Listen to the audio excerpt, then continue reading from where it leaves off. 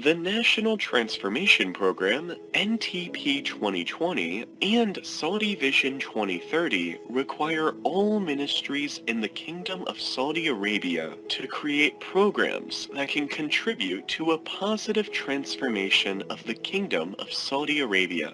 Competency in English literacy is an essential 21st century skill. It is also one of the main requirements in achieving the three themes of Saudi Vision 2030: vibrant society, thriving economy, and ambitious nation. To the same, the Ministry of Education has launched multiple programs and initiatives to create a paradigm shift in the teaching and learning of the English language in the kingdom, such as the CEL. Establishing the Center for Developing English Language Teaching and Learning is considered the basis of the Ministry of Education's, MLD, response to the challenge of English language teaching and learning. CEL will serve as a transformational hub for cooperation with all stakeholders and experts in planning and implementing English language learning. As the kingdom moves forward towards Vision 2030, the purpose of learning English is changing from English as a foreign language to English for academic and international interaction. Our Saudi youth will be involved in research, engineering, and finance on a global scale. How we help our students learn has to transform as well. Human beings are system thinkers, and any learning, whether it's the classroom or outside, needs to address how young people develop and learn a language, and how they can develop their literacy skills. CEL is working to transform teachers into learning designers using MLD, the Specialized Modular Learning Design Pedagogy. Modular Learning Design, MLD, is a methodology that designs the learning process with the precision of an engineer and with the creativity of an artist, and puts learning into the hands of the students. Preparing our students for our fast-paced and ever-changing world will give them a better edge if they learn how to become independent, self-motivated, lifelong learners. Over 2,000 teachers have started to implement the first phases of MLD in a number of regions in the kingdom. Their students' English language ability has developed in a very short span of time, and they are able to communicate, be creative, and learn more on their own using the existing materials and books.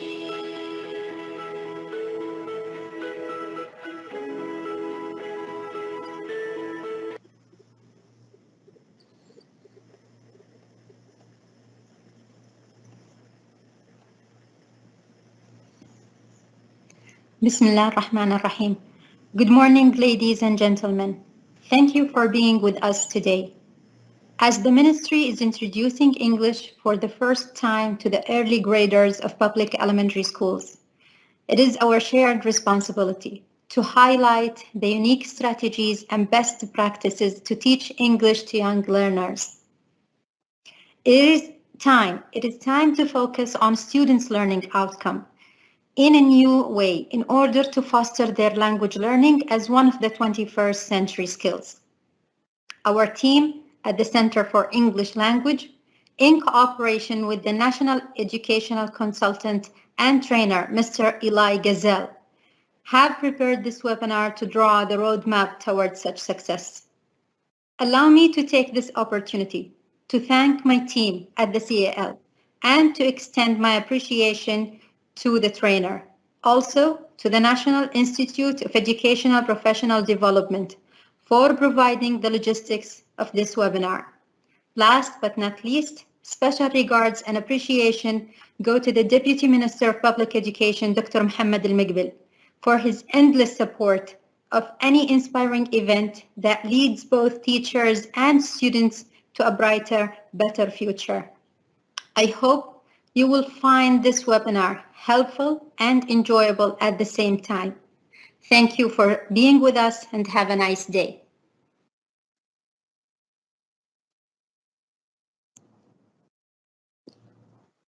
Assalamu alaikum wa rahmatullahi wa barakatuh.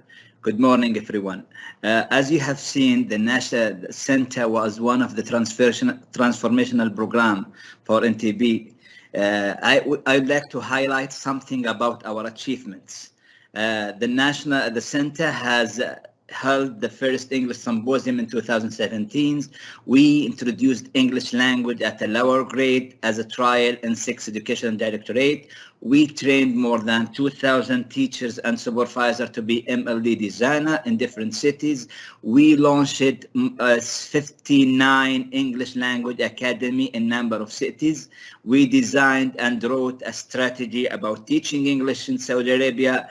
And also, this is our achievement, also hopefully, inshallah, we will hold a virtual conference on the 21st and 23rd of August entitled Excellence in Teaching English to Young Learners. Also, we'll run a virtual programs with George Mason University. This is something about our achievements. Our speaker today is Mr. 1-Eli Ghazal. Mr. Eli is an educator, an author, and a speaker. Mr. 1-Eli Ghazal has an MA in Language and Literacy from University of Sheffield. He has been training and delivering workshops in education sector in the Gulf, Middle East, and UK and USA for more than 30 years. He also worked with us in the center as the head of the center for since starting 2017 for 1 year. Also, he worked with us to train a number of teachers. He is an author of ELT textbooks for the Kingdom of Saudi Arabia, which is titled Mega Goals. He also worked with Ministry of Education in United Emirates to train teachers and supervisors. Mr. 1-Eli Ghazal was a keynote speaker in different conferences at Dubai Knowledge Village, TESOL Internationals, also TESOL Arabia. Also, he was a keynote speaker in TEDx. This is in brief. Finally, I would like to have to say an announcement concerning the symposium certificate. It will be issued daily from the National Institute for Educational and Professional Development. So you are requested to enroll daily in order to obtain this certificate. Thanks a lot. Eli, you can start. Thank you very much.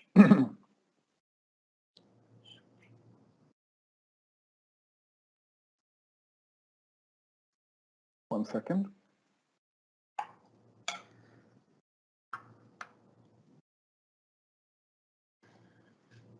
All right, can everybody see my presentation? Yes. All right. Well, a very good morning to all of you in Saudi Arabia on this beautiful Monday morning. It is my honor and my privilege to be working with such dedicated people. I don't want to take too much of the time, but every single person I have met over my stay in Saudi Arabia and since I've started going there have made my experience and my life better day by day. Allow me to share with you today the work that we have been doing, and just a little bit of caution. 2 hours today and 2 hours tomorrow and 2 hours on the third day are not enough to create a full change. It is just the first stepping stone. Now, there are over 1,500 people joining us so far. It is going to be very difficult to have an interaction with single or individual people, but there will be some interaction as we go along. Today is July the 26th, so we're going to start. Today we'll be working on 5 items: an overview of what MLD is, an MLD structure, the planning for the school year using MLD, the current timetable in KSA public schools, and how the brain processes information to make meaning in language. Let's start. Okay, now here is what I would like us to do. I would like you to read this. So read this text above, and decide which of these 4 words go into the 4 different boxes. And what we're going to do, I'm going to put a timer here. When the time is done, I will give you the answers, all right? Shall we start? Okay, let me Can you just... show us your screen, please? It's not showing? No. What am I supposed to do? Let's try this again.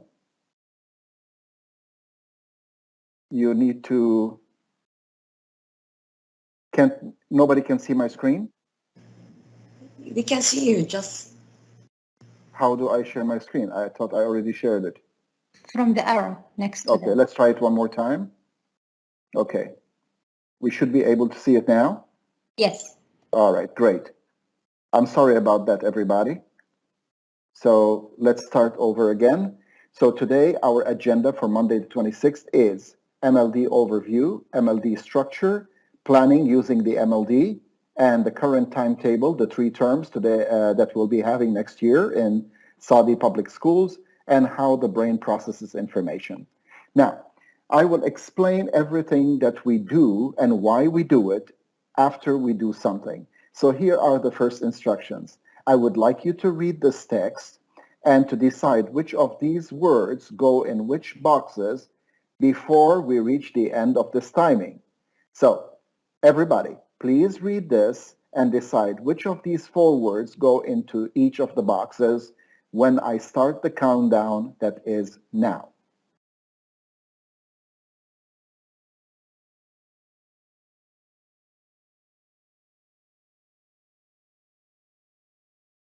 Okay, did you get your answers right? So, if we have 1,000 teachers, 1,000 different teachers teaching the same grade level, how can we ensure that all the students reach the same level or skills in the same learning session, but take into account that every student is unique and every teacher is different? This is the context of working on a big scale. So the question again is, how do we ensure quality performance evidence when going from one grade to another? How do we know that all the grade 3 students are grade 3 students? Not just by name because they were in grade 3, but by the evidence that we can provide that is equivalent, valid, reliable for all the students, that they are able to move from one grade to another. So let's go to these 4 sentences that are solutions. Here is what I would like you to do. I'm going to give you some time to read these very, very quickly and to decide which one is the first paragraph, which one is the second paragraph, which one is the third paragraph, in the order. So please go ahead. I will set the timer.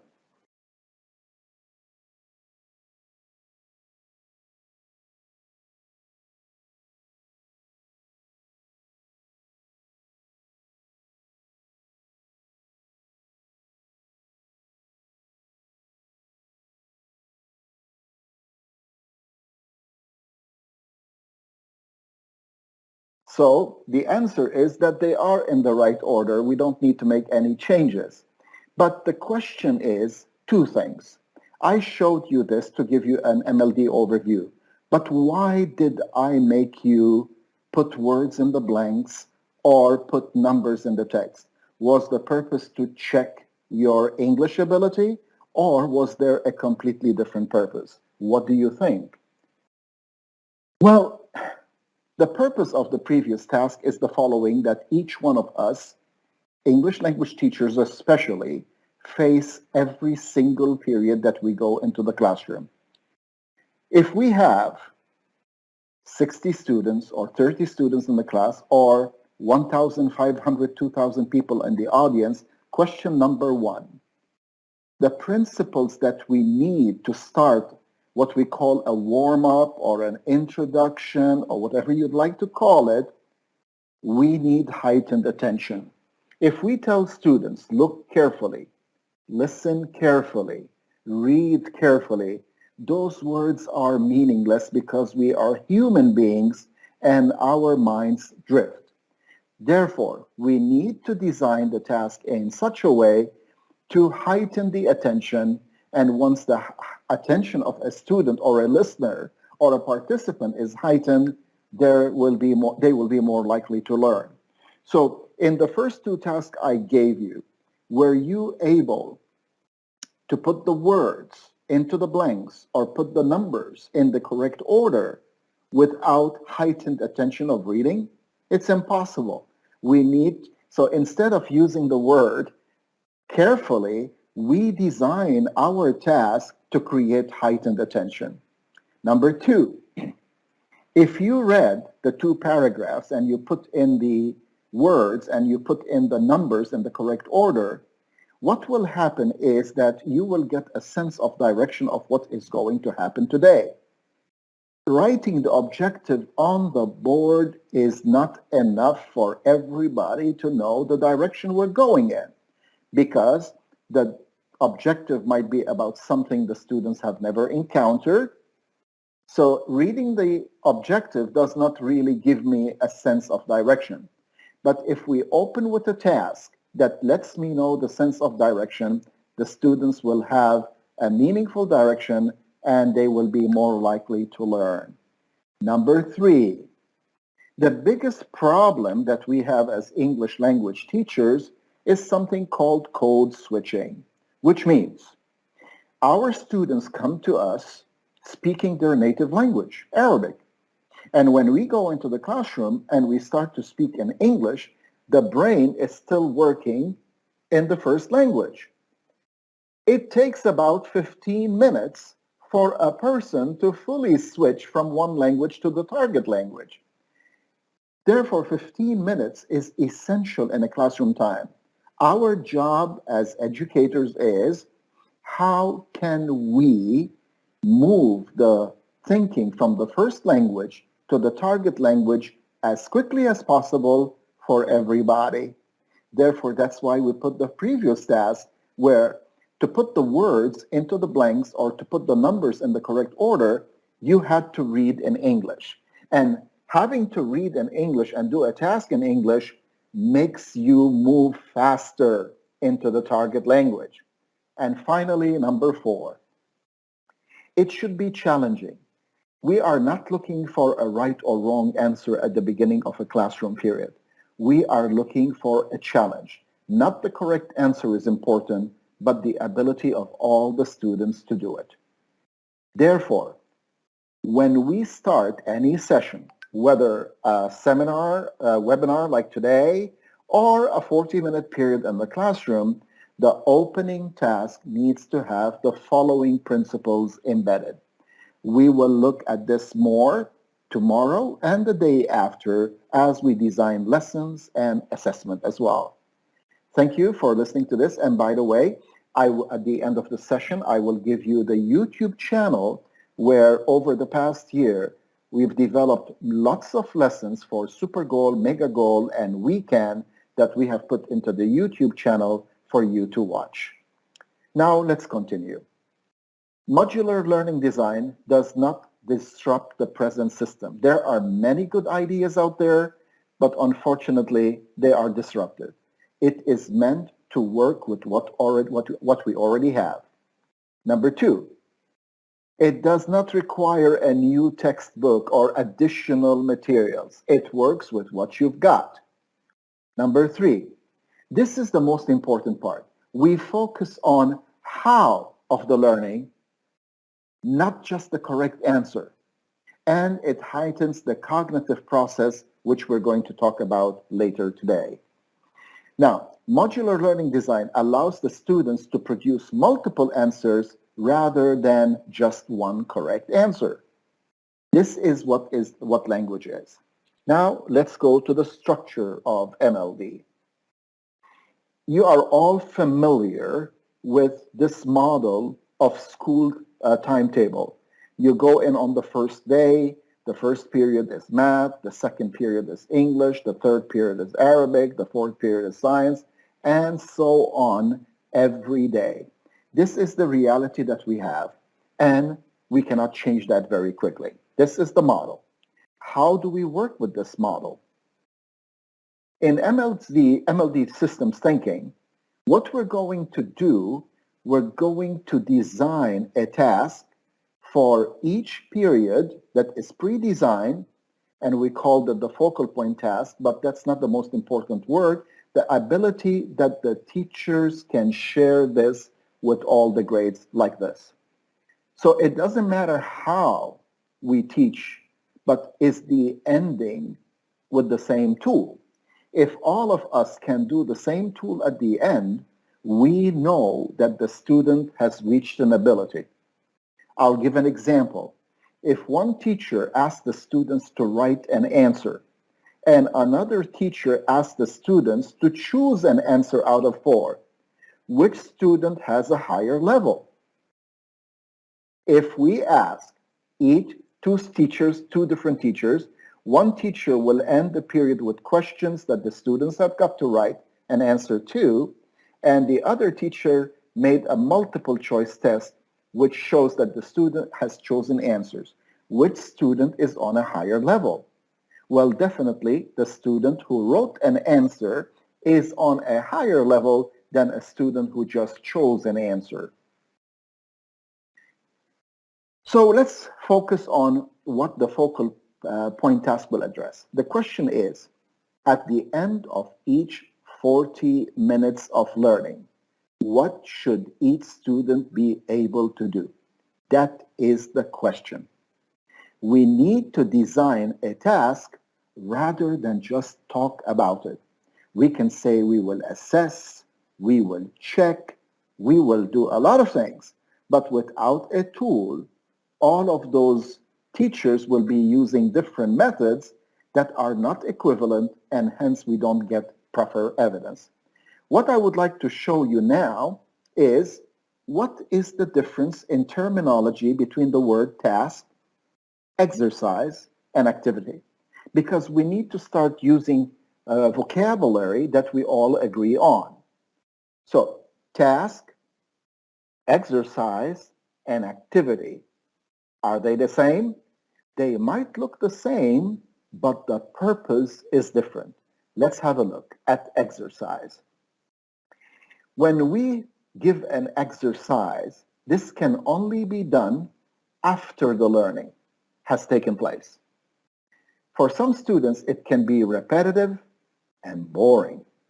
Let's look at the word activity. When you design an activity, you design it for one-time use only. It may or may not result in learning, and sometimes, if you have had the same experience as I've had, the students have difficulty in understanding what to do. But what is a tool or a task? It can be reused with new learning and other situations. So when we design something, we need to design it in such a way that it can be reused. It is designed to encourage the thinking process. Only the purpose of the tool changes. We can use the tool for opening, we can use the tool for learning, and we can use the same tool for testing. So the purposes are changing, but the tool is familiar. Tomorrow and the day after, we will be focusing on how to design a tool, whereas today we're going to be looking at what a tool looks like. Let's have a look. I am going to show you a video right now of a tool. It is without sound, and if you want to get these tools, all you need to do is to go to the CEL website, which will be provided to you later, and these tools are already there. I apologize for the mistakes sometimes that can come up because it was a great project, but we didn't have enough time for editing and proofreading, okay? So let's look at the first one. This one is for reading.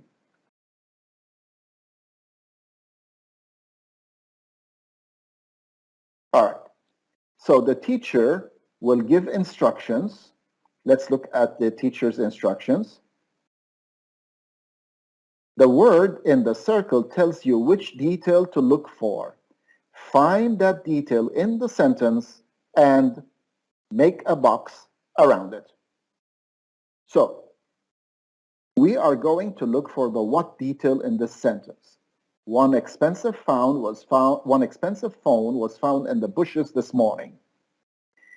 The student is going to read the sentence and find the detail for the word that the teacher put here and make a box around it. Let's have a look at what the students will do. Let's go to the students. So we have tried to create this animation. What will the student do? Okay, have you noticed? One expensive phone is a what? And they found it in the sentence by themselves. Let's look at another tool, okay? Here is another tool.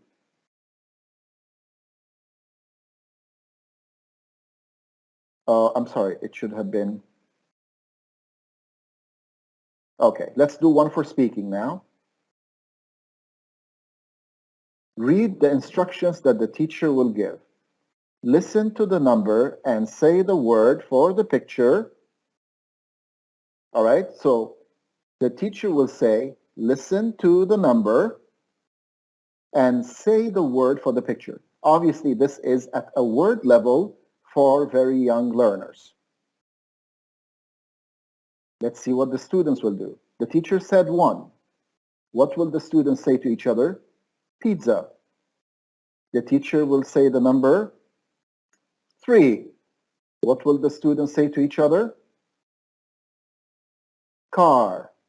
And let's go to another tool, okay? This is a writing tool. Now this is higher level. So let's read the teacher's instructions.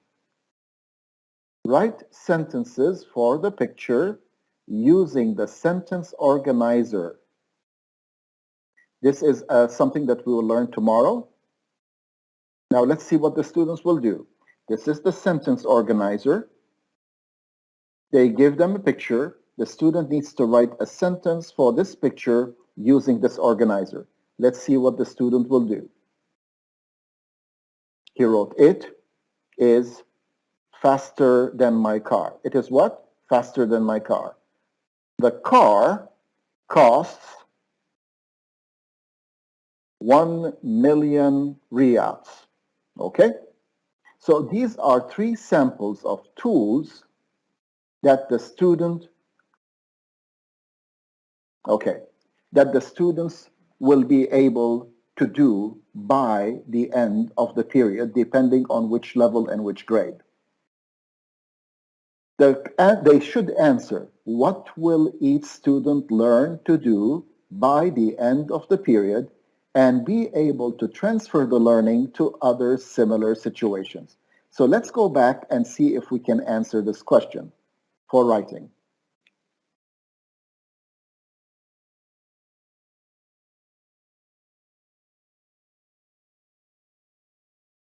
What shall we change in this tool for the next time? Shall we change the organizer or the instructions? No, just change the picture. So tomorrow we'll be looking at the I can statements, and once we create an I can statement, we make tools for it. Remember, this is the end of the period, not the beginning of the period. Once we can see where the end is, we can all go there in different ways. Remember when I said that every student is different and every teacher is different. But in the end, we are working in a system of public schools with 35,000 teachers. How do we retain our uniqueness and yet work within a system? We use tools, but we generate different learning methods in order to get to the end. So let's go back to every student will learn to do something by the end of the period for grade 1, grade 2, grade 5, grade 7, grade 10, grade 12, etc. We need to design a tool for the end of each period. But here is the good news. We can reuse the tools instead of having to design hundreds of tools It's enough to have between 20 to 50 tools per year and help the student use those tools to learn. Now, what will happen if we join all these focal points together? The students will be able to perform something in English. And we can use that to design an assessment framework. So every tool that you saw now, can we put it in a test? Yes. What do we change? We just change the content, but the ability remains the same. This is the structure of MLD so far. Now, once we establish, as we said, where will Ahmed, Abdullah, Mrs. Maha, myself, where will we end our lesson today? What will the students be able to do? If we have that for every lesson, each one of us can design learning to reach this target. We can design learning to reach this target. And again, tomorrow and the day after, we will be looking at how to design a performance task, how to design the focal point, and how to design the learning. I have a quiz for you right now. Can you remember the parts of the MLD structure? What was the yellow box? What was the blue box? What was the green box? And what was the light green box? I'm going to go back and give you 30 seconds to see them, okay? Have a look. So if you have a sheet of paper right next to you, or if you can hold it in your memory, put the words on your sheet of paper before the end of the timing. Start.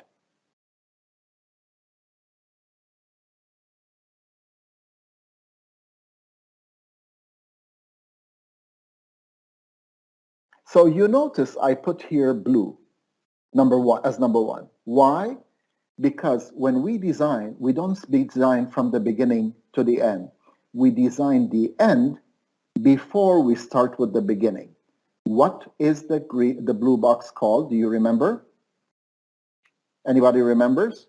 Okay, this is the focal point or the conversions. This shows that in the previous 30 minutes, learning has happened.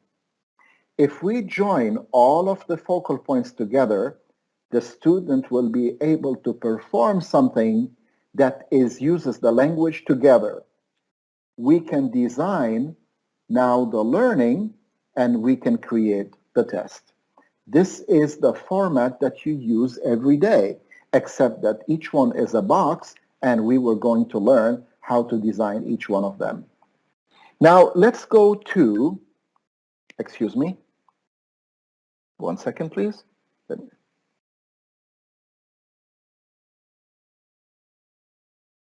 All right. Let's go to how your school year is designed. Let's start with if you have 2 periods a week. Some of us, we have classes with 2 times a week, don't we? So if we have 2 sessions a week, we will have about 50 class periods or sessions a year. Now, what we need to design is the students need to be able to do a performance task every 8 to 10 to 12 periods. The numbers are not precise because it will depend on each country that we are working in. But for today, I put the module to be at the end of each 8 periods, which is approximately a month. So let's start with module 1. We will end with performance task 1. So the students learned 8 sessions of English. We will join these 8 sessions of English and create a tool that shows their performance. Then module 2, they will learn another 8 periods and they will have a second performance. In the 3rd, 4th, 5th, and 6th module the same. If our students have 50 periods a year. That means our students have 6 performance tasks that they can do to show that they know English in all the kingdom. It's not fill in the blanks. It is not multiple choice. It is not a test. It is a performance.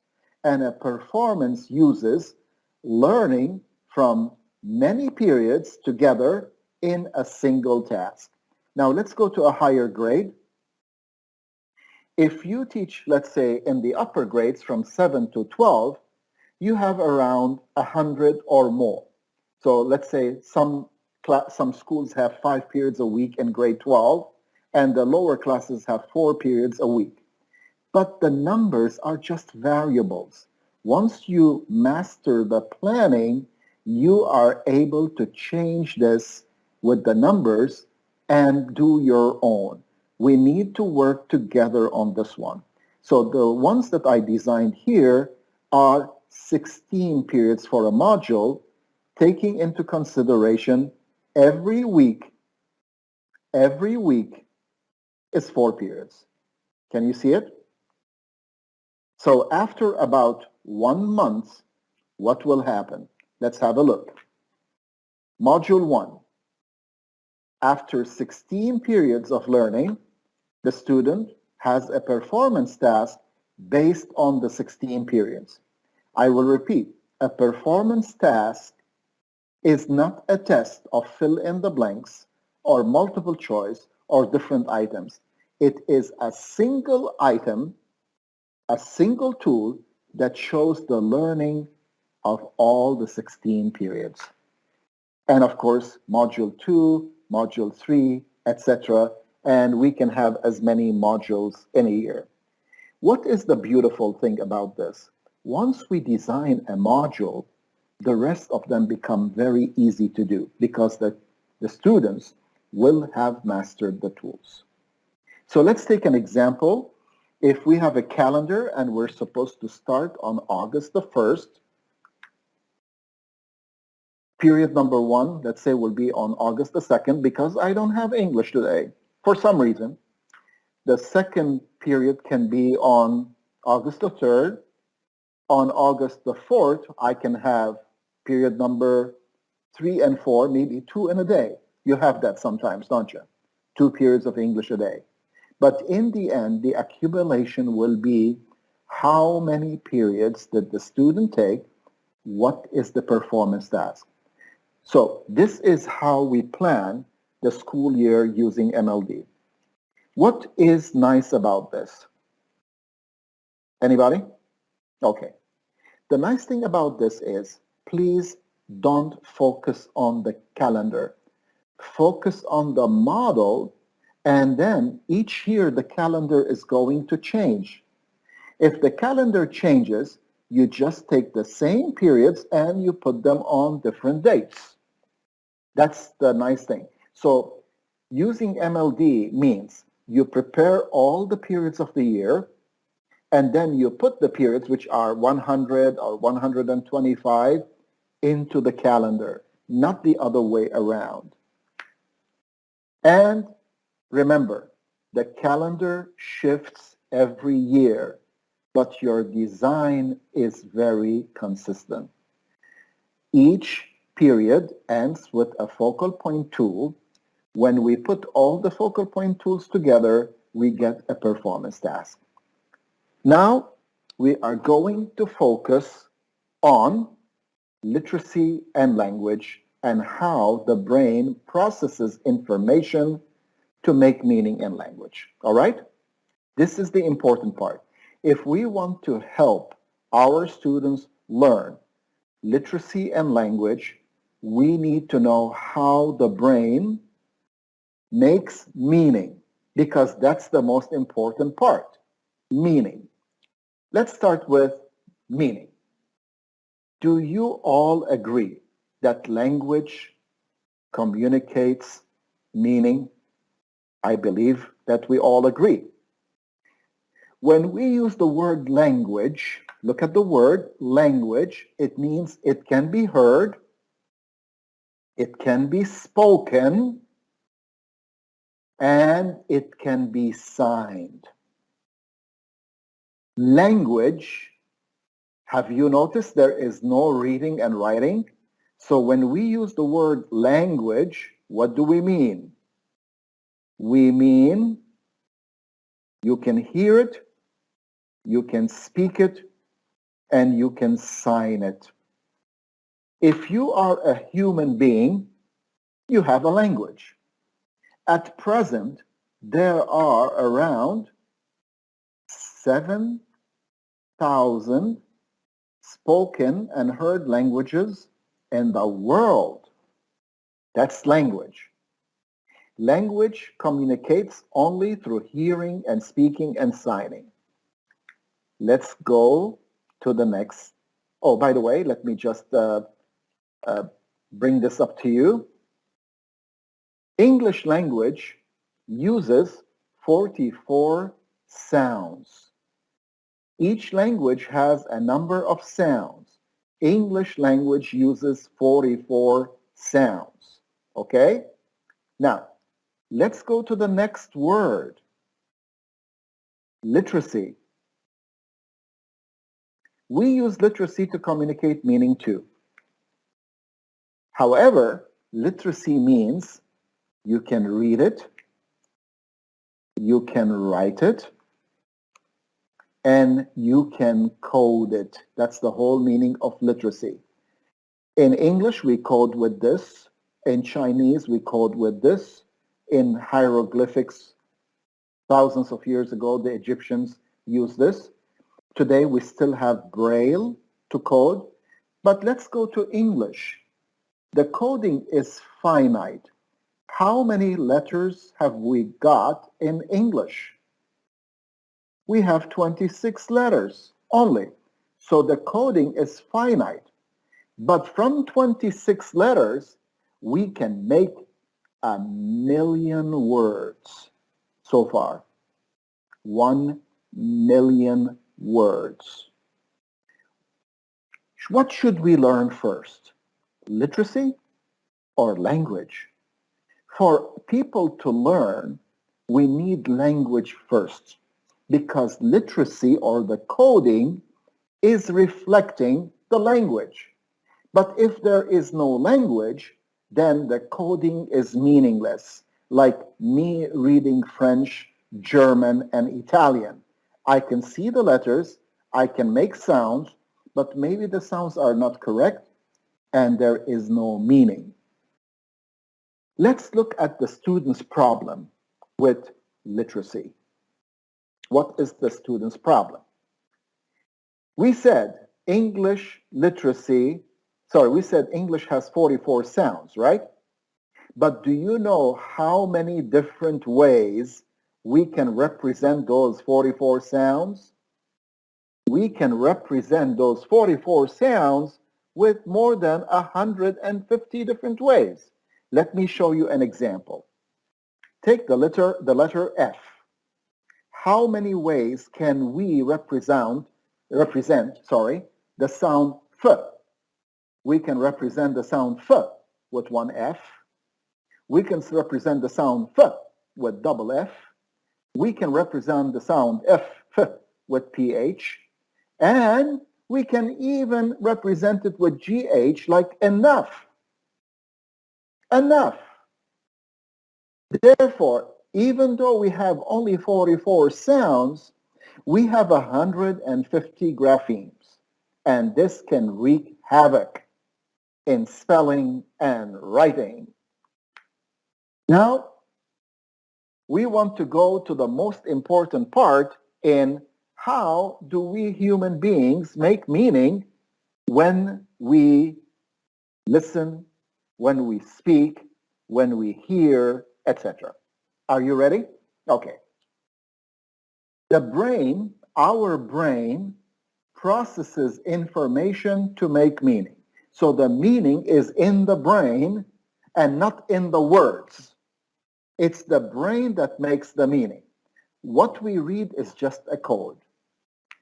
All languages in the world share who, what, action, how, where, when, why, etc. So in Arabic, there is a who. In French, there is a who. So all languages have the meaning who, but it's represented with a different sound and with a different kind of coding. But all languages have who. All languages have what. Here is what I would like you to do. What comes to your mind when you see or hear one of the above? Okay? What comes to your mind? What comes to your mind? What comes to your mind? What comes to your mind? Say or write or hold this picture, this picture, this picture, and this picture. I'm going to click timing. What comes to your mind?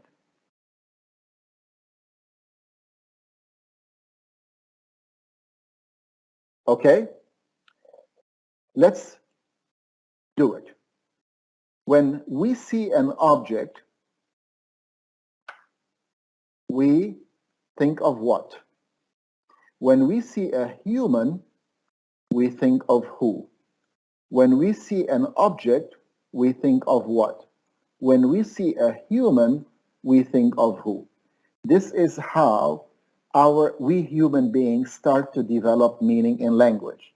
In fact, the first question word that your child utters is not a who, but a what in the language that your child is growing up in. So we're going to use these, but now for print, to make meaning in print. Let's look at this again.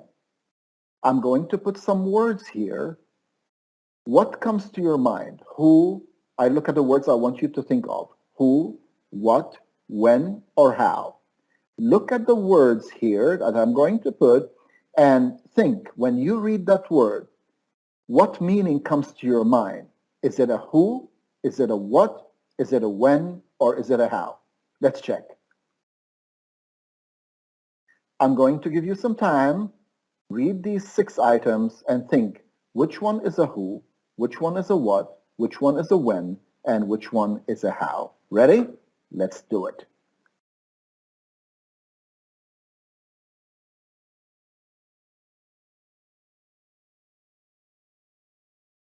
Okay, let's see how you got it.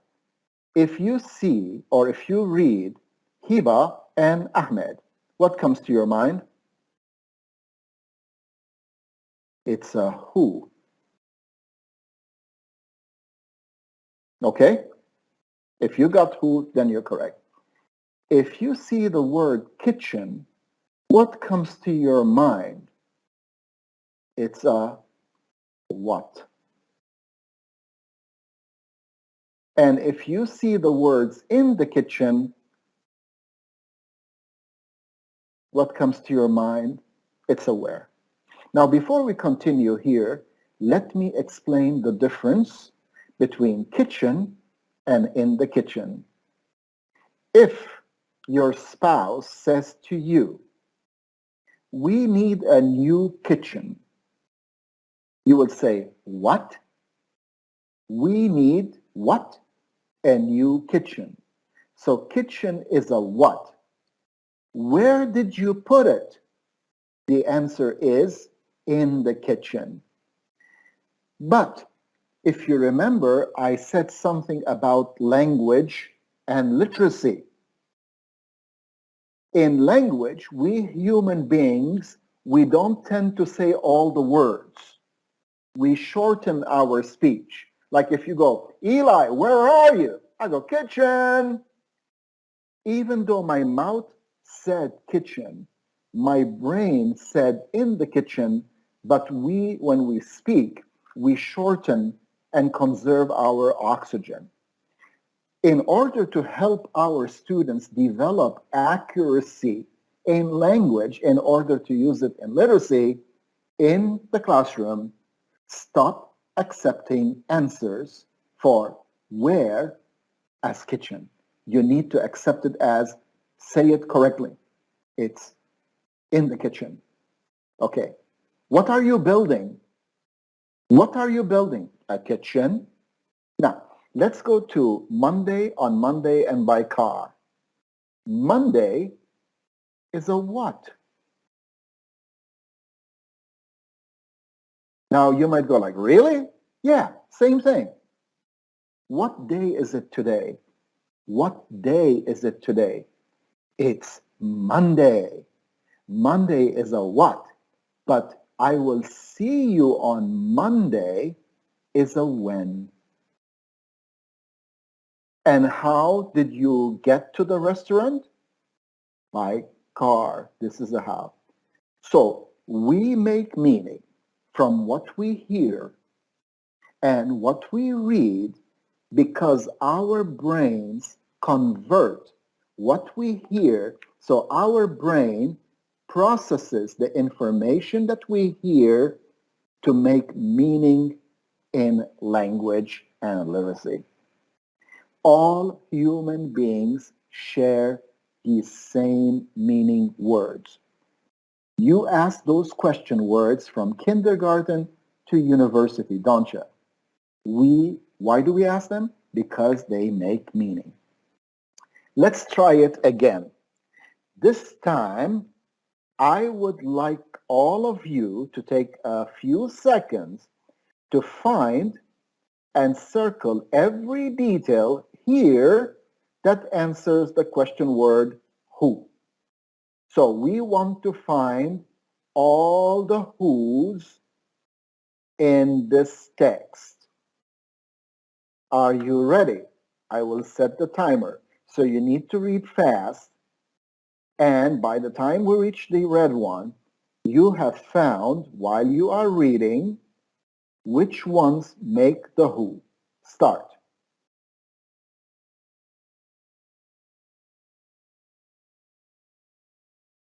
Okay, I'm sorry, I may have put the timer wrong. I'll give you a few seconds. All right.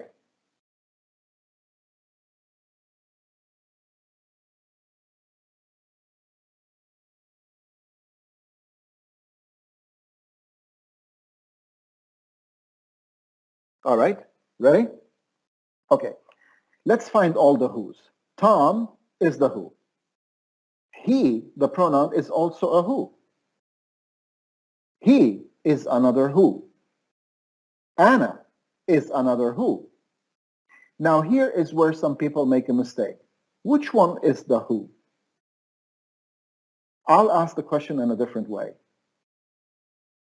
Is student the same meaning as a new student? If we said student, is it giving the same meaning as a new student? Obviously not. A new student, is it giving the same meaning as a new student from India? Obviously not. So the who in this case is a new student from India. He and her. Therefore, if we develop the ability of our students to listen and read in order to find the who's, instead of a teacher just asking the who questions, because then the teacher is doing the work, the student's ability will become higher. Let's try this again.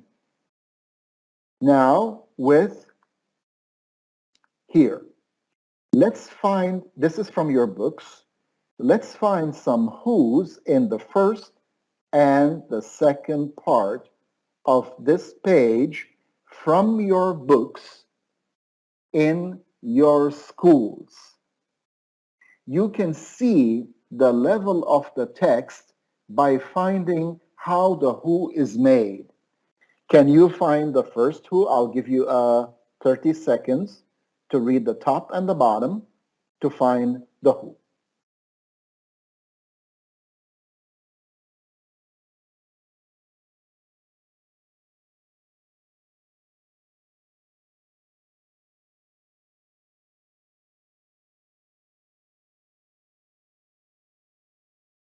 All right? Now, let's look at the first one. Over 100 employees from local hotels and restaurants gathered at the Sunset Beach again on Tuesday for a cleanup operation. Which part is the who? Employees? No. 100 employees? No. 100 employees? No. Over 100 employees? No. The whole who is over 100 employees from local hotels and restaurants. That's the who. So we can see the difference in level between text in how we create the detail of the who.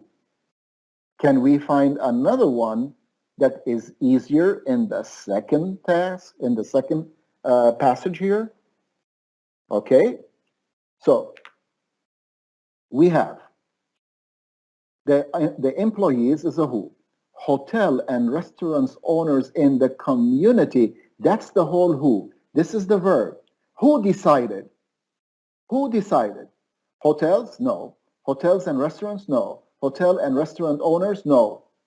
Not all the hotel and restaurants owners, just the hotel and restaurant owners in the community. That's the who. Now let's go down to the bottom. David and Mary Ann Taylor. That's the who. So, excuse me, let's go back. Therefore, when we are going to start establishing I can statements tomorrow, we want to know the ability of the students and their levels. So if we look at these, which who is the highest level? Sorry, the lowest level. The lowest level will probably be when we put names of people like Ahmed and Hiba.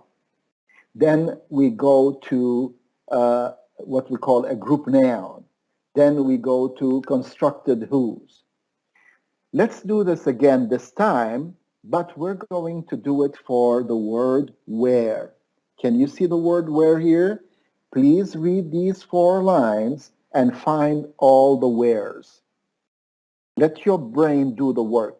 Find the wheres.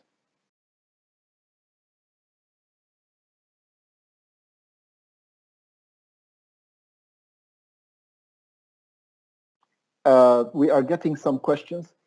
Yes, as I said, or all of those people who are asking these questions, 2 hours today is not enough. We have another 2 hours tomorrow, and we have another 2 hours on Wednesday. So the total is going to be 3 days with 6 hours in total, and we will have what is called the core model of the design, okay? But one of the biggest problems of any learning is that time is moving in a straight line. And we are trying to develop a concept. So all of you with the questions, I ask you to be a little bit patient so that we can create the core. So have you found the wheres? Let's start. The first one is where? From his kitchen table. If you said kitchen by itself, it's a what? His kitchen is a what? And we're not even talking about kitchen. We're talking about from his kitchen table. The actual word is table. Kitchen is just a descriptive word or an adjective here. Let's find another one, okay? Can we find another one? To school, not school. Where? To school. Make your students say the complete detail. What is the next one? In the lunchroom. In the lunchroom, not the lunchroom. Now, look at the next one. Next to Anna. So Anna by itself is who. But if you say next to Anna, we're no longer thinking about who. We're thinking about where? Next to Anna. And obviously from India. Let's apply this on our books, okay? Can you find a where here? Can you find a where? Take 30 seconds and try to find a where. Can you find a where? Okay, let's find the first one. Very easy. Where? At Sunset Beach. Where? Gathered where? At Sunset Beach. And here, where? at the Newton Maternity Hospital. These are from your books, the books that you are using currently. Now, let's apply this on a sentence, a whole sentence. How does the brain process the information that you see in a sentence? What we're going to do is we underline the details for you. When we underline the details, we make the tool easier. So everybody, please read these 3 sentences and think about who, what, when, where, action above each underlined part. I missed a word. We can add the word how as well. Please add the word how here. Check. I'll start the counter.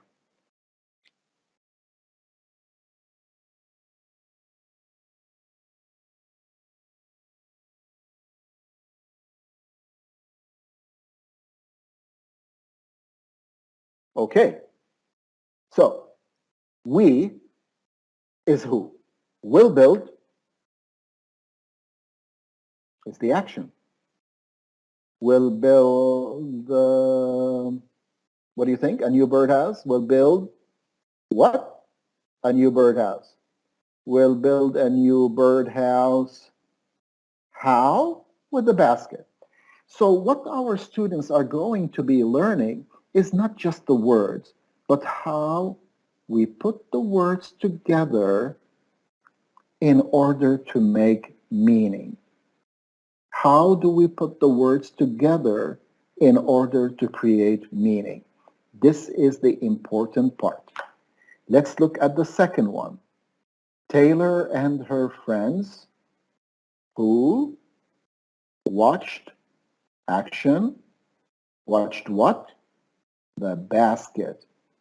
So once our students are able to do this, their timing and intonation in English will become more meaningful because in English, we usually say the detail with one breath. Taylor and her friends. Can you say it? Taylor and her friends.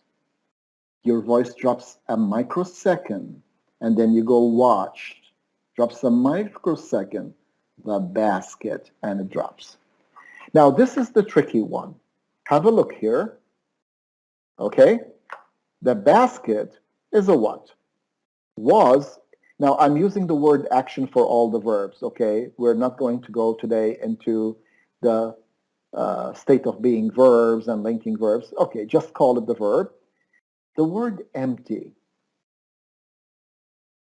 Because this is a linking verb, therefore empty has to be joined to the basket.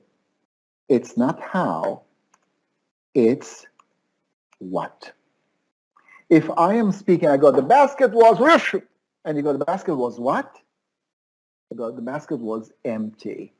In a few days will be the when. This is how we will develop, or we can develop our students' comprehension in listening and reading. This is how we create meaning. In the traditional method, it was the teacher who asked all the questions. What we want to do is instead one single teacher asking 4 questions on this, it's the student who is developing the ability to convert this into meaning. Now, this is not new. It started at the end of 2017. These are from your students in the kingdom in 2017. It's already started. It is being done. It is not new. But what we want to do is to build a more systematic system for everybody to start thinking about language is not to ask for food at a restaurant. Why are our students learning English? Are they learning English to go and order food in a restaurant? Or will they use English to learn more about their world and the world around them? We need to address that question when we are designing curriculum. ELT is not just English as a foreign language anymore. The kingdom is a great country that is playing on the world stage. Our students do not need English for a restaurant or conversation only. Our students need English in order to work on a global scale, to learn, to write research, to read other people's researches. So let's go now to the important part. How does our brain process information to make meaning? Let's start with a word. Everybody uses the word think. Think, think, think, think. But think is a very big word. I can think about a person that I miss.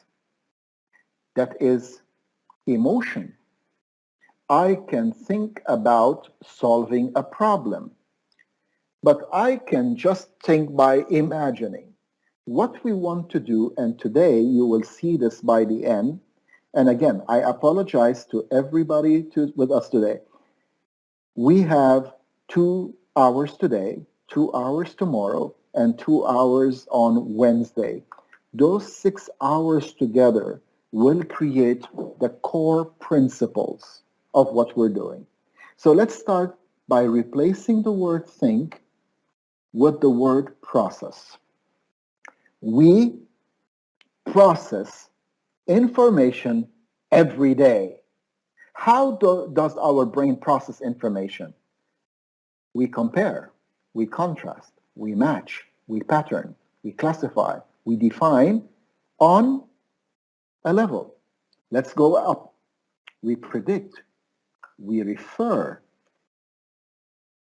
we find an effect of a cause, we sequence, we find flaws. These are just a few. I would like you to remember these words because we're going to use them in the next slide. These verbs are called cognitive verbs. Cognitive. C-O-G-N-I-T-I-V-E.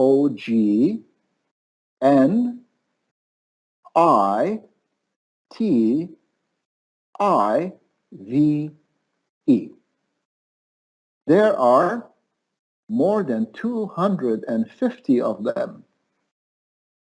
We use them every day. We are born with the ability to have this. You probably know an old man and an old woman who have never been to school, but they can compare, they can sequence, they can contrast, they can classify, they can predict. It's part of being a human being. Our job as educators for the future of our children is to develop their cognitive processing abilities, not just remembering. So please remember these words. We're going to use them in the next one. You can take a screenshot of the words. You can write some of the words, but these are the words I'd like you to start with today. Let's start. How does your mind process each of the above? Write one of the processing words on the line. Well, obviously, I will not be able to see if you write it, but let's try one, okay? So if you see this, what did your brain do? You read 1, 2, 4, 3, 1, 2, 4, 3, 1, 2, 4, 3. Which one of these did your brain use to process this information? Did you say pattern? Then you are right. We are people who process information by finding a pattern. Let's go to number 2. Notice that they are not sentences, they're just words now. The small ones in the red box and the big ones in the green box. How did your brain process this information? Look here. What did your brain do? What did your brain do? Did you say classify? Then you're right. If you put the small ones on the red box and the big ones on the green box, you're classifying, you're sorting. Let's go to number 3. The glass fell and broke. The glass fell and broke. What did your brain do with this sentence? How did it process it? Did you say cause and effect? Then you were right. And let's do number 4. One single word. He.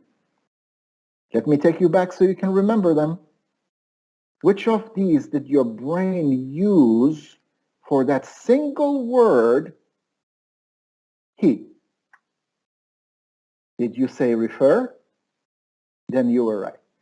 Now, if you remember when I said performance task, it means your brain is using all of them at the same time for the same job.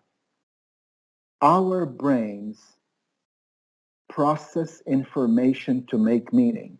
And I am coming to the part where you see it every day, but today you will remember it because it's very important for what we do. Now, let's read the last one. Faisaliya Tower is taller than most buildings in Riyadh. What did your brain say? How did your brain process this information? Did you say compare? Then you are right. So when we are reading for meaning, we don't only find the who, the what, the when, and the wheres, but our brains also, not consciously, but do it automatically. They find a pattern, they classify, they find the cause and effect, they refer, they compare, etc. This is what creates meaning, details and processing. Now, I want you to look at this.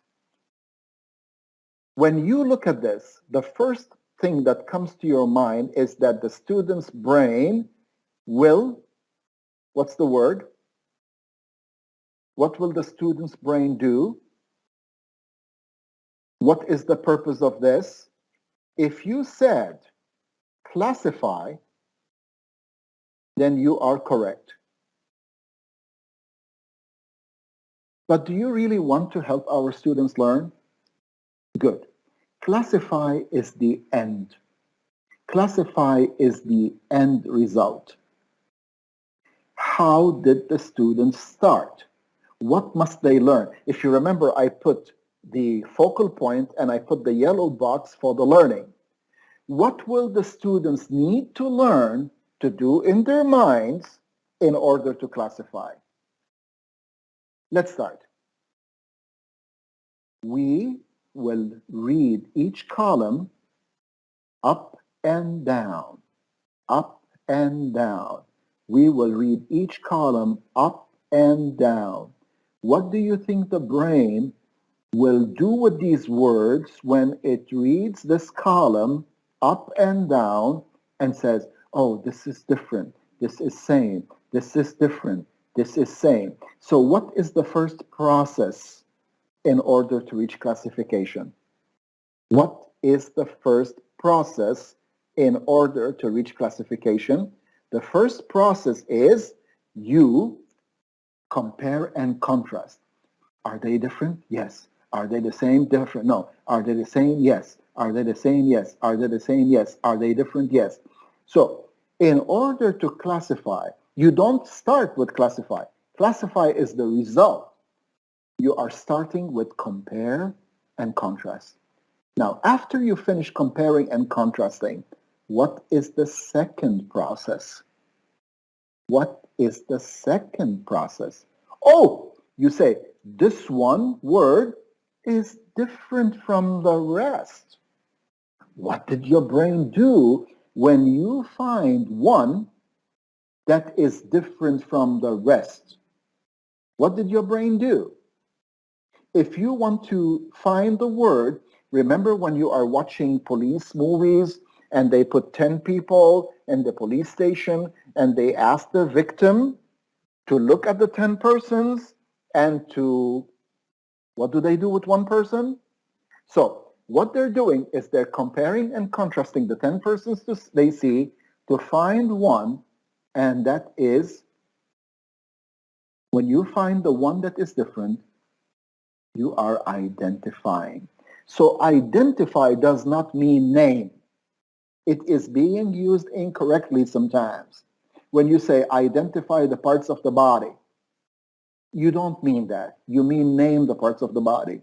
The children already know it's their nose, but they don't know the English word for it. Identify is when you look at things that look the same. They look the same, they are letters, but which one stands out from the rest is the identify. So we compare and contrast, we identify. What's the next step? Once you identify, you want to match that item you identified to its group. So your brain matches the word you identified with its group.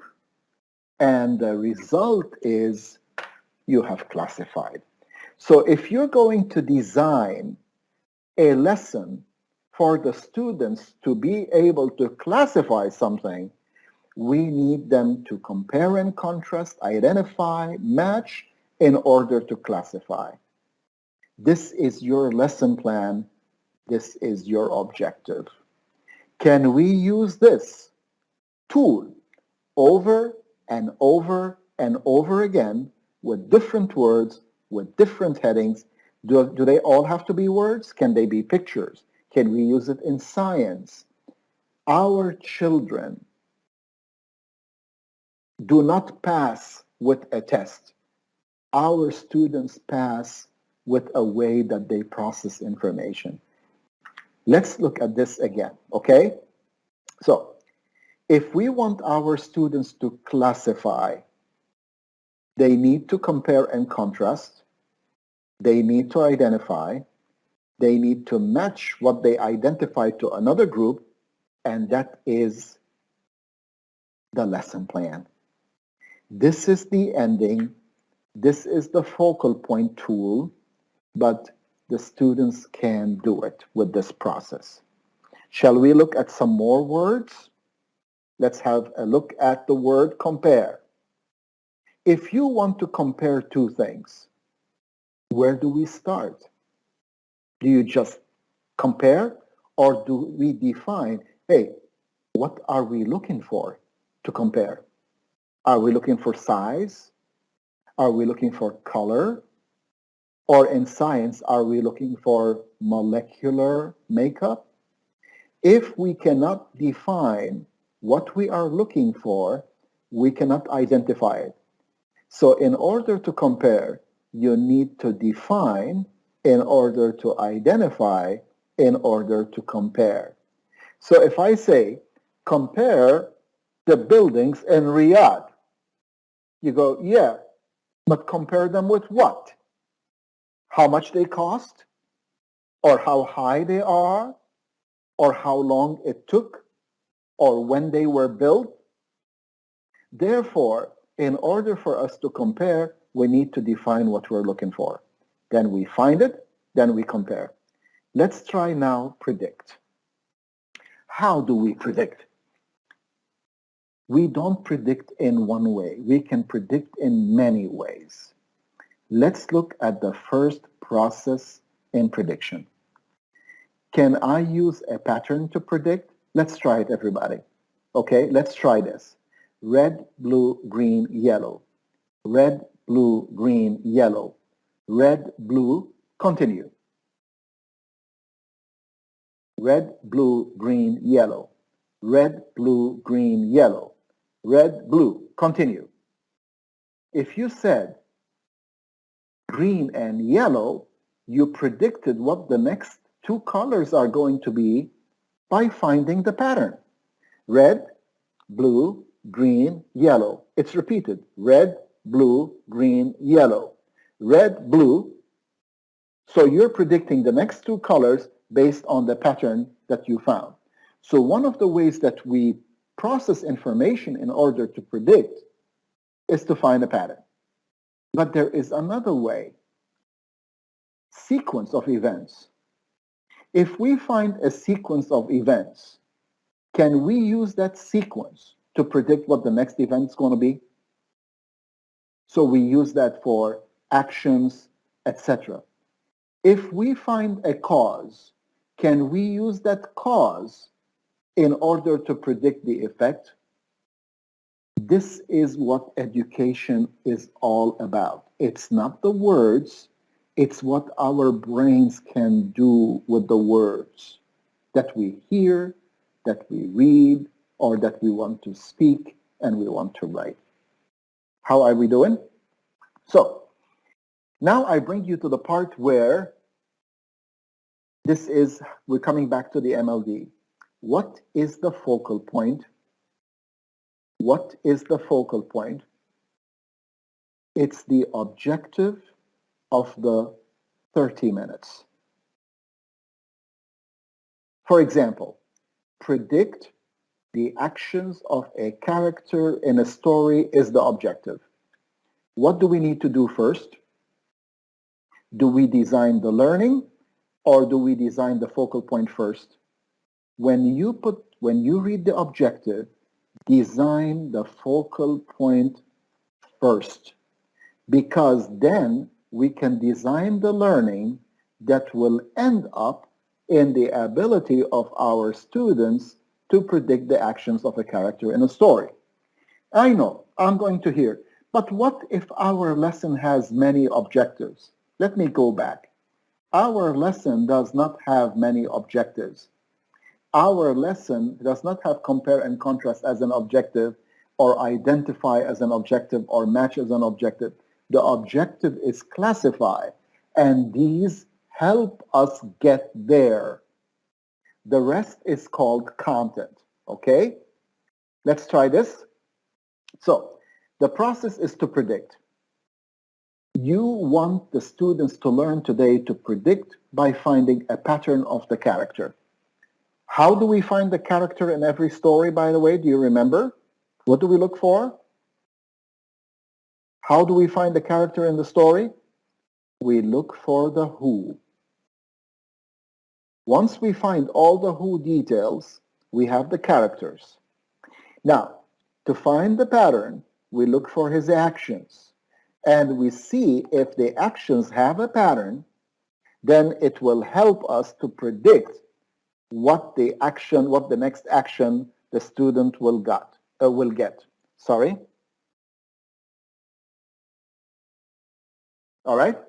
So in order to design a lesson, we design the tool for the end first based on pattern. We cannot keep changing all of these in 30 minutes. Learn one way, learn it well, and then move on. Okay? So the prediction and the process are reflected in the focal point tool. And do you know how many tools we can make? We can make 100. This is where we become better, because multiple choice is good for collecting information on a wide scale, but multiple choice is not a good learning tool. A good learning tool is something that makes the brain work. In multiple choice, most of the students are choosing an answer, guessing an answer. Very few of them are actually processing. Remember that today is just the first step. Let's continue. Now, what we are going to go back and show you that today we looked at how MLD, what MLD looks like, what is the MLD structure, and how to plan the school year using MLD. Let's go back and show you the planning of the school year, okay? You have 4 periods a week, or 2, or 6, it doesn't matter. You just put the number of focal points that we have in a week. What is the focal point here? Let's say, predict the actions of a character in a story. What must the student learn in order to predict the actions of the character in the story? Number 2 is different. Number 3 is different. Number 4 is different. We have 100. Now we come to how do we design it? Okay. One problem is that we really need to do this at some stage in the future where we will take an actual book and implement it. Let's start with elementary. Let's go for the something I heard. I don't know if all of you do it. We heard from some people that the student must take 2 pages per period. You probably heard that. Okay, so let's see. 2 pages, 2 pages, 2 pages, 2 pages, 2 pages, 2 pages, 2 pages, 2 pages. Very good. How many pages in all? We have 16 pages. Here is the question again. What must the student be able to do with every 2 pages? We will focus on that more tomorrow. How many pages is a unit? Is it 8 pages, 16 pages, whatever it is? Design your school year based on the number of periods that you have got rather than start with September. Because if we do this, this is for the upper grades where we have 16 periods in a module. Now, it doesn't have to be 16. We can make it 8. We can make it 32. That's not the issue. The issue is now we're going to put the units of the books into the modules. We're going to put the units of the books into the module. For example, in module 1, let's suppose we have 16 periods. 2 pages per period, whatever, okay? Which is not really a good idea, but let's suppose it is. So we have 32 pages. In 3 modules, we have finished, in 2 modules, we have finished 60 pages. So module 1 and 2 will be term 1. Module 3 and 4 will be term 2. Module 5 and 6 will be term 3.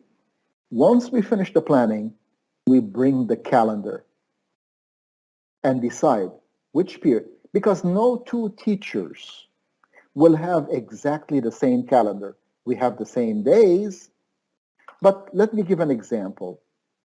If I am teaching in a certain zone in Saudi Arabia, and it rained buckets, and there were floods, and we couldn't get to school, maybe we're going to lose 2 days. That's 2 periods. But we don't say we're late and we have to make up. We just move the period number 3 to the next day. So in some schools, they might be ahead of us a little bit. In some schools, they might be behind us a little bit. But we are all working in reaching the same 100 or 125. We will count them together later from the book at some point. All right? How do you feel about this? Let's continue. This is the planning. Now, how do we put the plan? We put it into the grades. But each period has to have what we call a focal point. So the focal point of the period reflects the objective of the period. And if I may be so bold as to say that we need to learn the cognitive verbs before we can write objectives. These are the cognitive verbs. Without these verbs, it's going to be very difficult to write objectives. Now, I want to show you some of the words that we confuse sometimes. Let's take the word recognize,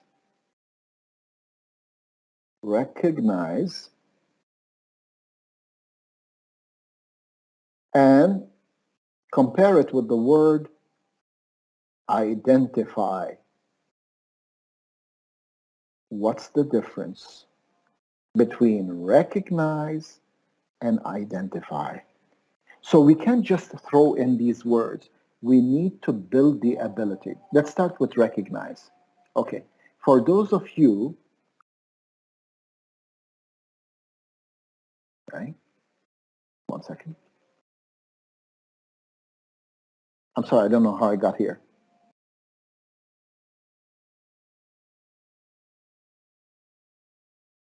Ah, here we go. Okay. So let's look at the word recognize. If we have a baby, the baby is 6 months old, just 6 months.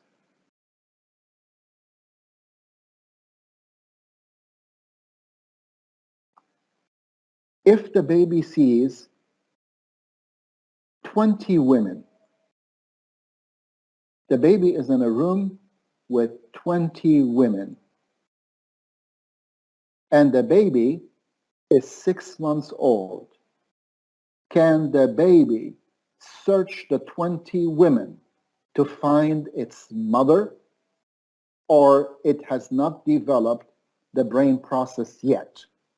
So remember, the baby is 6 months old in a room with 20 women.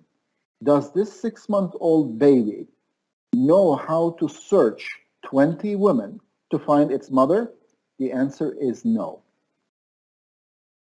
But if the mother comes in front of the baby and the baby sees its mother and smiles, then the baby recognized its mother. Recognized. This is the meaning of recognize. Now, if the baby is 36 months old or more, 36 months more or old or more, which is about 3 years or older, can the baby now search for its mother in the group of 20 women? Can a 3-year-old search inside the room for looking at the 20 different women until it finds its mother? The answer is yes, probably. And this is the meaning of the word identify. So we need to do a lot of work on these words in order to develop our objectives. Now, let's apply this on education.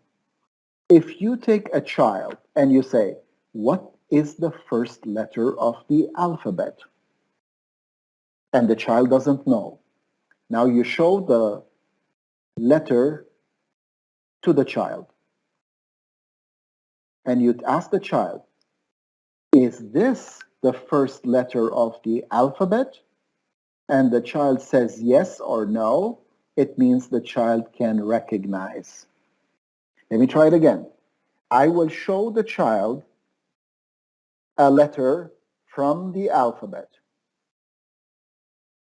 And I say to the child, look at this letter. Is it the first letter of the alphabet? And the child says no. It means the child recognizes. But if I put several letters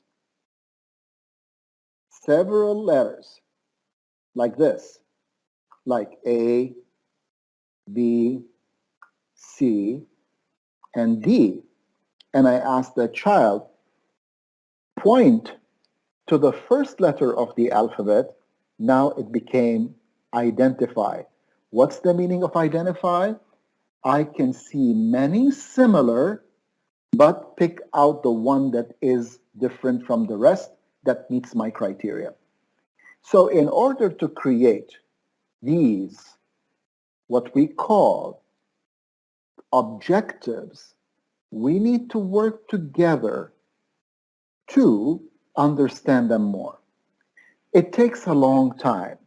Because it takes a long time, what we are going to do tomorrow is going to show a different way called I can statements to say the same thing without saying these words. So the I can statements tomorrow are going to help us understand the brain process more. Now, let's go to the tool. I want to show you the tool, and we're going to look at the tool to see the focal points. Let's take tool, just a minute, sorry.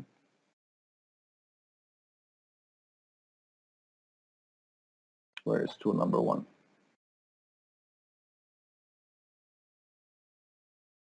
For some reason, I can't find it. 1 second again, please.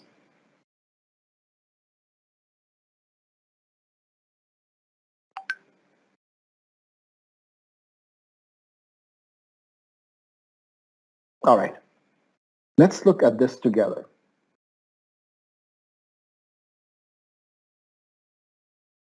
Look at this tool.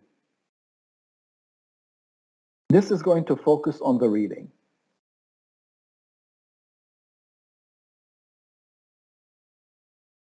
Now, every tool has the following. It has what the student will hear or read or see. It has what the instructions are, and it has what the student will do. I want you to find the action that the student will do in order to give an answer, okay? Can you find the action? What is the action that the student will take here? What is the action that the student will take? Let's read the instruction. The word in the circle tells you which detail to look for. So we're going to look for a what detail. Find that detail in the sentence and make a box around it. We call that the communication response. If we just said, find the detail, that's not enough. What we want to do is to say, hey, how do we know that all the students did it? The students did it because they made a box around the detail that is what? Let's go to the next slide. 1 second.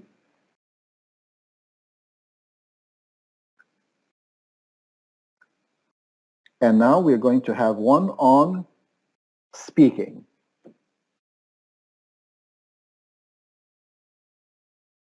Okay, what's the most important thing? What does the student have? The student has pictures and numbers. What are the instructions? I'm sorry, let's go back.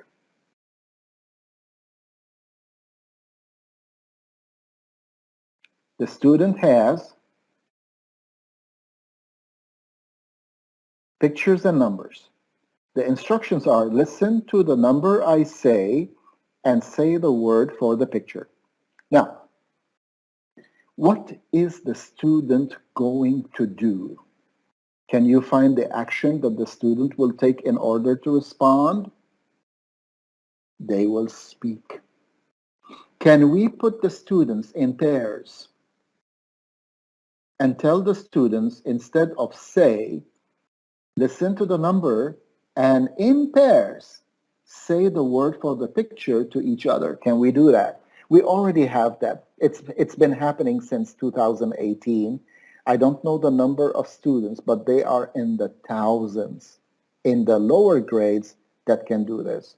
And I cannot make those videos public because, you know, they are videos of our students, but we will get permission from the admin to see if we can show you some of those videos where the students are working together like this. These are called tools. Now, what did the student learn? The student learned to say these words at the beginning of the period, that is the yellow box, and this becomes the focal point for the kindergarten or lower elementary. Now let's go to a higher level of a tool, and we're going to do the writing.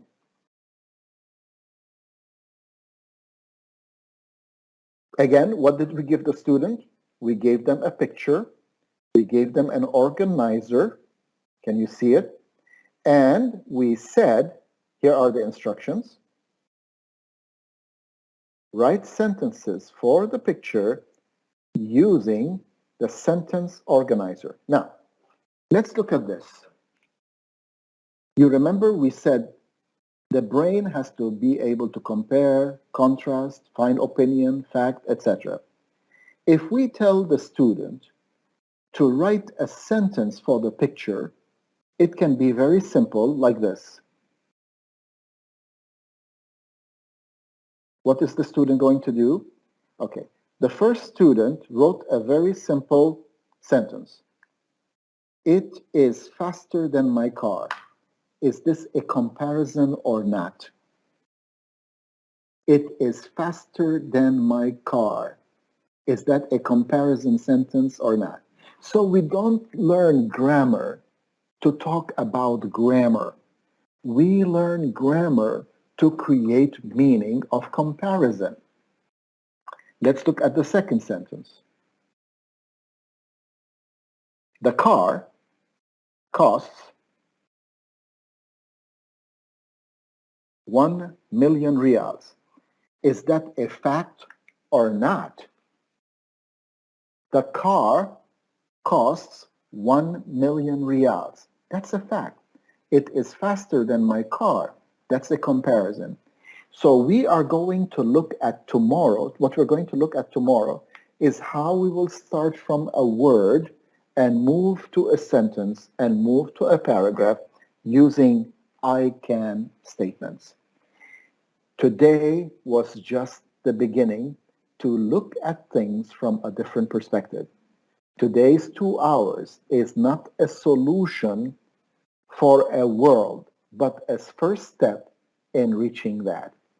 For those of you who are interested, I would like you to visit this YouTube channel, which was designed not only to show the lesson plan, but to show the reasoning behind the lesson. So if the lesson is 20 minutes, the video might be 40 minutes because every step of the video, I am explaining why are we doing this, how are we doing this, rather than just do this. Because we have to start moving ourselves from just being teachers to becoming educators. We don't do things because we feel it's good. We do things because this will help our students to learn. And I will now leave the room open for questions to address some of the issues. Remember, we cannot answer everything within 2 periods, but we have 10 minutes for questions. Thank you very much, Mr. Eli Ghazal, for such a wonderful presentation. Most of the published comments were thanking you for your great effort. It was done perfectly. Now we have some of the questions, such as from Marwa Waad. She said, are the procedures applicable for all levels? Yes, absolutely. Let me, again, tomorrow, we will be looking at the I can statements. For example, I don't want to give away a lot of tomorrow's work. We have 2 more days of work, and we are going to take material from the book to show how it's applicable. A tool is a tool. The tool that we design for grade 1 is different from the tool that we design for grade 10. But in the end, all tools will have the same thing.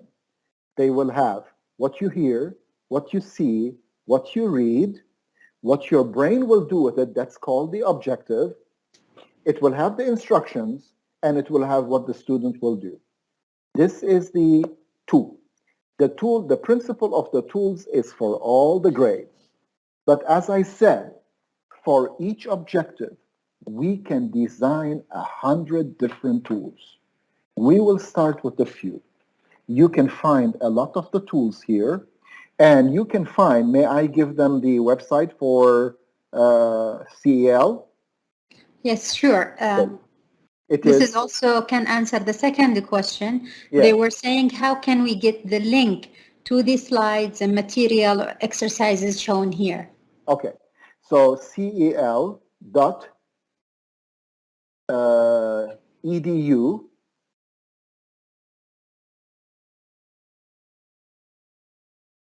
dot SA. You will go to the CEL website.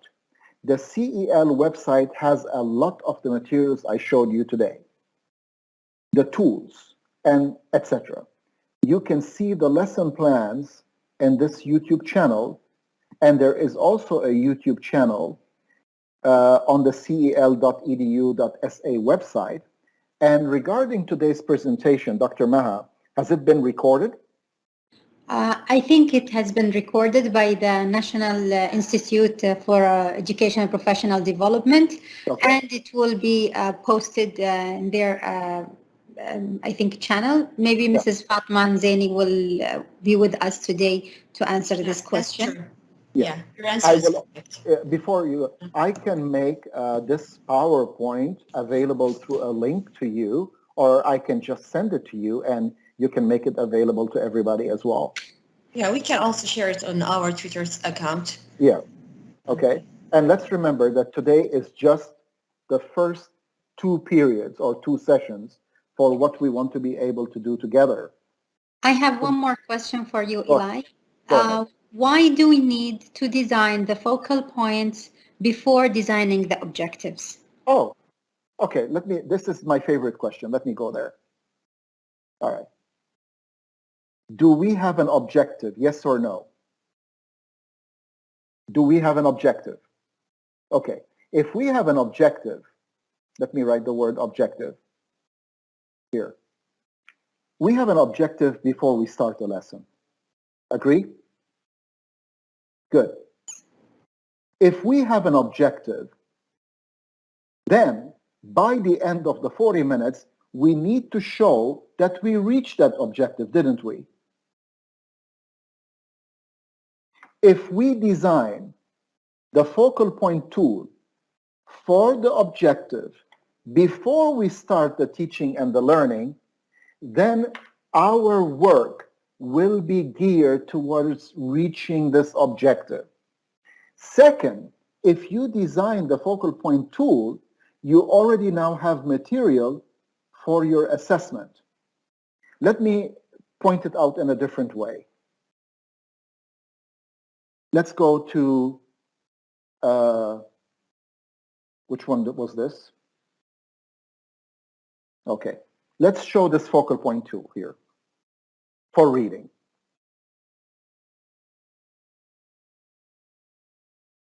All right, if we have this focal point tool at the end of the classroom, what are the students going to learn? What are the students going to learn today? They're going to learn how, let me write in, let's say, yellow color here. What are they going to learn? They're going to learn, and you're going to see that tomorrow, how to put a word with an adjective, with a quantifier in order to make a what detail. So we have vocabulary and we have a structure. Once we learn the structure of quantifier, adjective, noun to make a what, all we need to do is to expand the vocabulary in our future. Now, let's put this in the test. What will we have in the test? What will we have in the test? We will have the same instructions, the same layout, but we can have a new sentence. For example, I have to new cars. Where are these words coming from? These words are only coming from the book and the lessons that we are learning. Let's make a box around the what. I have 2 new cars. Which part of this sentence is the what?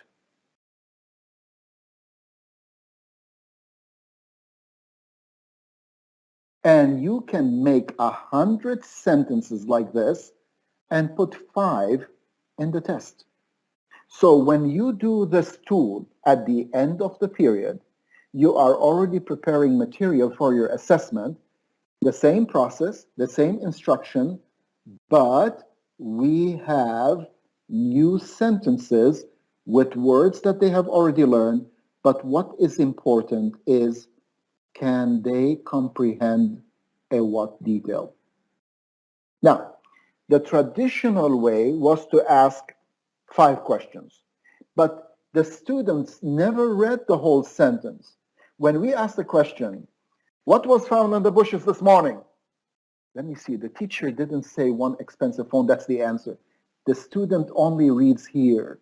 We want the student to find the what, not to eliminate what is not said, and the rest is the what.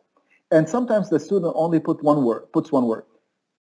What was found in the bushes this morning? Miss, phone. No, phone is not the answer.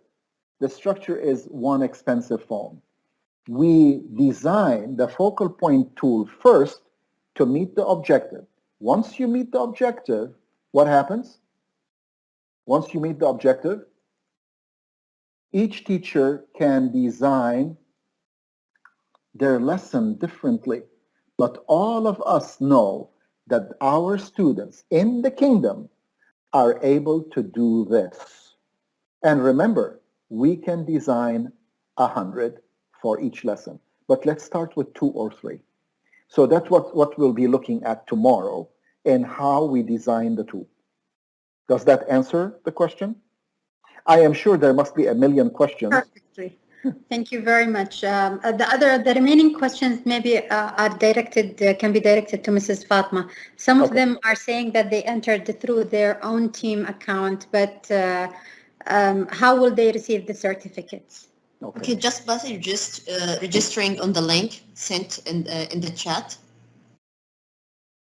When they register in the link sent in the chat, they can receive their certificate in the registered email. Does it have to be an official email, or is it okay to have any email? Any email, doesn't matter. Okay, thank you very much. All right. I look forward to seeing you tomorrow at the same time with the second part of this session on, sure. Let me just show you what we're going to be doing tomorrow so that you'll know what to expect. So today we did overview. Can you also tell them about your YouTube channel, Dr. Mr. Eli? I will, again. Remember, today we did the overview, the structure of the MLD, and planning the school year. And today we worked on how the brain processes information to make meaning in language. Tomorrow, we will be focusing on understanding the I can statement, connecting the focal point to the I can statement, and we want to give you all the I can statements from the lower grades to the upper grades, all right? Or we don't focus on grade, we focus on ability. In the second session, we want to determine the scope and the processing skills to make the focal point, and then finally, how you really design one on your own. Now, at the beginning, go to the website and find the ones that have already been designed. You can work on that and then build your own. I know we have many different grade levels here today. Focus on the principle of the design, not the tool itself, because you can change the tool. And hopefully in the future, CEL and myself feel it's an honor and a privilege to serve you with more sessions like these so that you can use them. But more importantly, go to this channel and look at the lesson plans I have for Super Goal, I have for Weekend, and I have for Mega Goal in order. But it's only a unit, okay? Because it's difficult to do this as one person. And this was a one-person job. But if we start to work together, we can put up more for all the units and all the terms and all the planning, but it's not something that can be done in weeks. It takes a long time. Please visit that, look at some of the lessons that you have actually already taught and say, how is this being done? What is the principle behind it? Thank you very much. And once again, I thank all those who participated to make our world, and especially the kingdom, better day by day through education. Thank you. Thank you, Eli. Thank you, our participants. We'll see you tomorrow. Thank you very much. See you tomorrow, inshallah. Take care. Bye.